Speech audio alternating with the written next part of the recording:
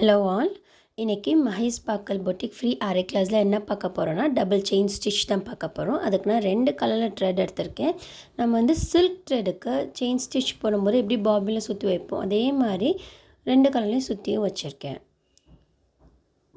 நம்ம வந்து silk threadக்கு வந்து எப்படி நம்ம செயின் ஸ்டிச் போடுவோம் அதே ப்ரொசீஜர் தான் இதுவும். ஆனா என்ன நீங்க வந்து இந்த செயின் ஸ்டிச் இந்த லூப் மட்டும் கொஞ்சம் பெருசா போட்டு ஸ்டிச் போட்டே வரணும். அப்பதான் நம்ம செகண்ட் போட போற ஸ்டிச் வந்து நமக்கு அழகா தெரியும்.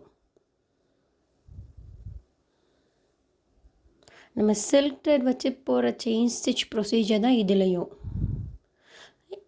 கொஞ்சம் லாங்கா போடணும் அவ்வளவுதான்.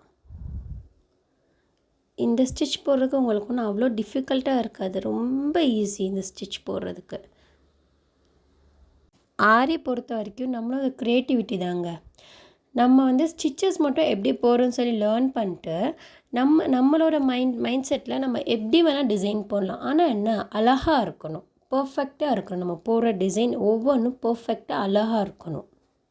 அது மட்டும் நல்லா மைண்டில் வச்சுட்டு ஆரி போடுங்க. அவ்வளோதான். இப்போ வந்து நான் செயின் ஸ்டிச்சை முடிச்சிடுறேன். என்ன பண்ணாச்சு நம்ம எப்பயும் போல் எண்ணாட் போடுவோம்ல அதே எண்ணாட் ப்ரொசீஜர் தான் இங்கேயும்.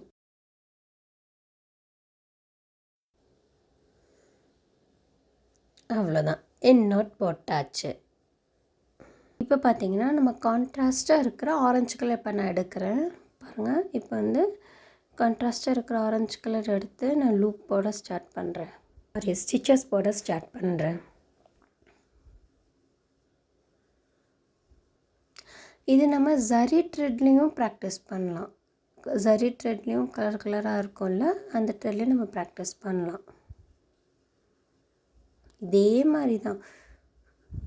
என்ன நம்ம வந்து சில்க் த்ரெட்டில் வந்து ரெண்டு த்ரெட்டை எடுத்து ப்ராக்டிஸ் பண்ணுறோம். ஐ மீன் ஸ்டிச் போடுறோம். ஜரி த்ரெட்னால் ஒன்று தான்.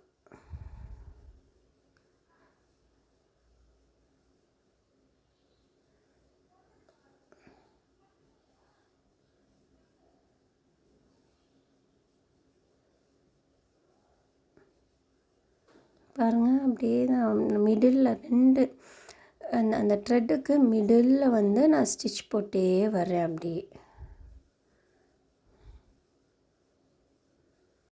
நம்ம இங்கே ஃபைனலாக முடிச்சதுக்கப்புறம் நார்மலாக நான் எப்பயும் போடுற எண்ணாட் போட போகிறேன்.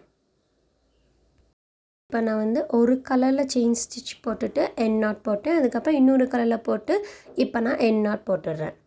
பட் இப்போ வந்து நம்ம நெக்ஸ்ட்டு வந்து நான் மேஜிக் செயின் ஸ்டிச்சுன்னு சொல்லி ஒன்று சொல்லி தருவேன். அதில் வந்து நம்ம ரெண்டு கலர் த்ரெட்டையும் வச்சு எண்ணாட் போடணும்.